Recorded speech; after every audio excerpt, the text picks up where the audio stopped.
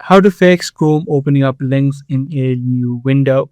So if you're also having this issue is whenever you try to open up a link, a new window opens up.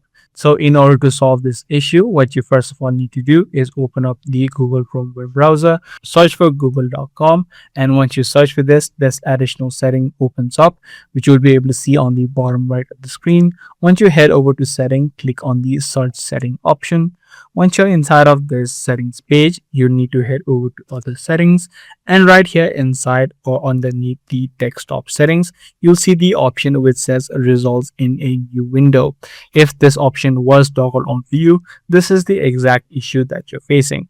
So as soon as you toggle this option off, your issue of links opening in a new window will be immediately solved. So I do hope this guide video was helpful to you. If it was, do let us know by giving it a thumbs up. That's going to be all for today. I'm going to see you in the next video.